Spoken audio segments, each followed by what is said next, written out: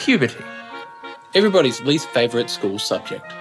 For some, it's a time filled with new hair, new feelings, significantly too much Lynx Africa.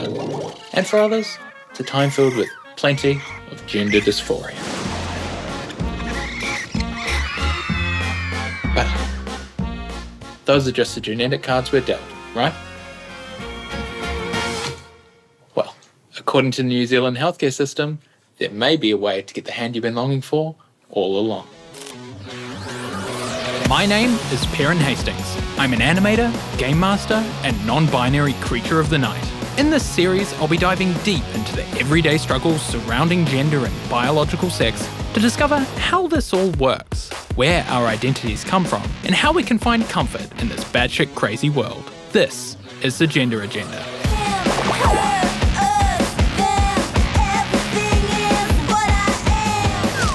HRT, top surgery, bottom surgery, puberty blockers. We've all heard the rants, seen the politics, and read that one Facebook post from your estranged uncle.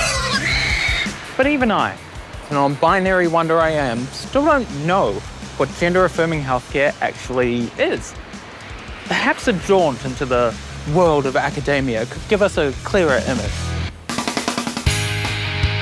Kia ora. To guide this educational junket, I've found Alex from Counting Ourselves, an anonymous online survey that investigates the health of trans and non-binary people all across Aotearoa.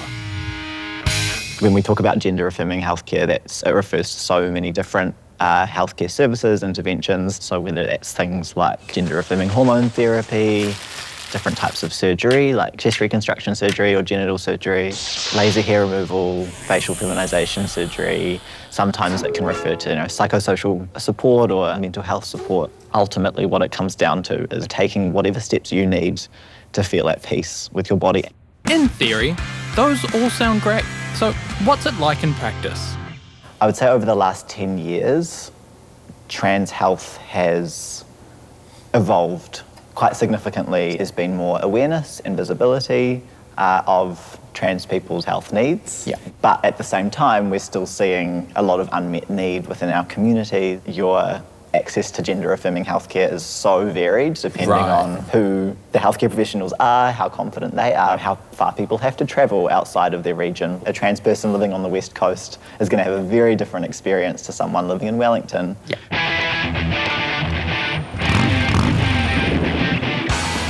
We're going to get to the heart of this locational access issue, then it's time for this big city mouse to von my voyage and find someone a little more small town.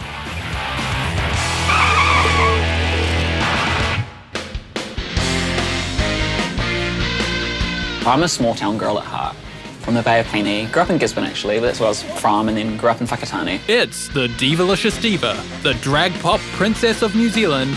It's Miss Gina!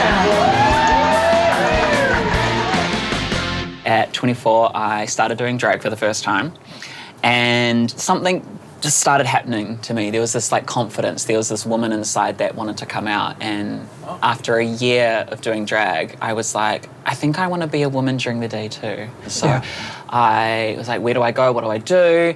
And so I went to my GP down in Tauranga and was like, I think I want to start hormones. I think I'm trans.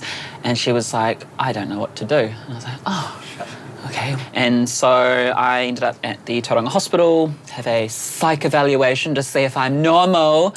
And how do you feel about that, by the way? Yeah, it was very awkward because I had heard stories from some of my trans sisters who were denied HRT. They were denied their start into transitioning because of mental health issues in the past.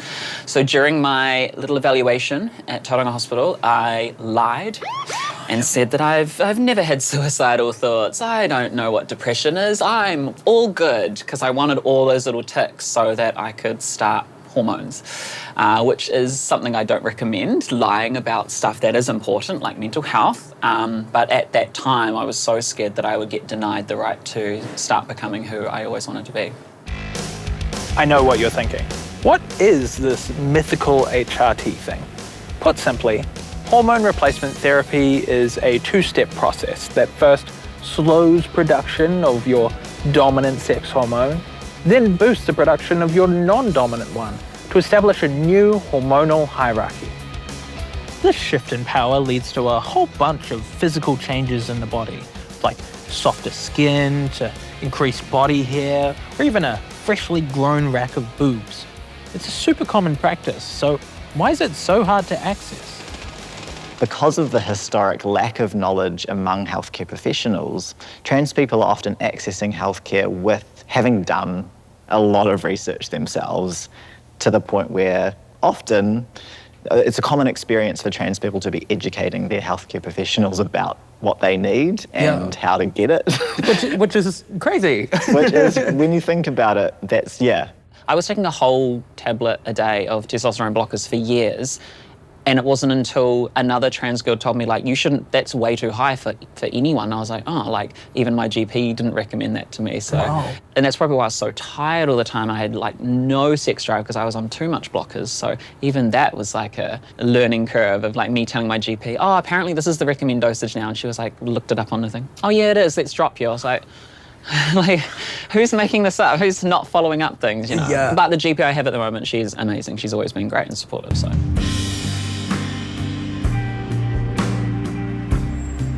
It's obvious our access to gender affirming healthcare here in New Zealand is a problem, whether it be due to a lack of surgeons, a lack of time, or at worst, a lack of knowledgeable clinicians who may turn people away from life-saving care. So, if that's how it is in 2024, how must it have been for our trans elders?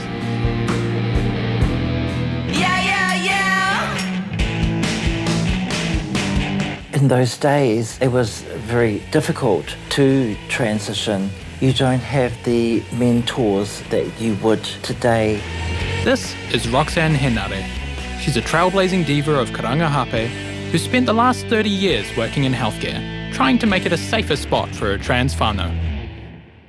We talk about nowadays how difficult it can be for some people to, access things like hormones, HRT, even surgeries here in New Zealand. How do you find it back in the day when you were transitioning? I transitioned in 1982. Wow. I think I was 16 years old. So I decided to acquire hormones. I went to a doctor's in K Road. It was relatively easy to get hormones in those days. How so? You would go along to a doctor and say, oh, I'm transsexual, I want to get on hormones. They write the script, go to the chemist. Wow. It was just that easy. But there was no in-depth blood tests that were done. And a lot of us were put on what's called stilbestrol. And it was the highest dose of stilbestrol. They didn't realise until many years after it could cause stroke. Wow. It affected the liver, and a lot of us ended up with clots in our hearts, thrombosis, all sorts of things, only because they didn't do blood tests. They didn't question. They just wanted to get rid of you. It sounds almost like throwing a dog a bone. It was. It was throwing a dog a bone. Well, we've gone from doctors of today who may not know enough to doctors back then who didn't care at all. So how does Roxanne feel about the healthcare system we have today? It's more monitored. Right. There's all these steps of workup Yeah. to find the right hormone, the right dosage that is good for you. If you look at gender affirming healthcare in the 21st century in New Zealand, a lot better. That's due to education. So it seems like we've moved a decent way. We've gone from 0 to 5. Right. Okay, but we need to go from 5 to 10. So, what have we learned? When it comes to the medical world, trans folks are often left behind. Whether it's intentional or just a result of the constant political footballing we're subject to, I'll leave you to decide. What's clear, however, is that no matter who you are, whether you're sitting on the toilet, watching this show on your phone, or maybe even folding laundry after a draining 5 minutes of work, you will, at some stage, need to access healthcare. And you deserve to be treated with respect and dignity whenever that day comes. But hey, the system will catch up one day. Until then, get informed, stand strong, and find a veteran to help guide you through all the struggles you find along the way. On the next episode of the Gender Agenda. When was the first time you felt like you had a safe space? That's a really good question. Thank you. Give me the mic. You have one.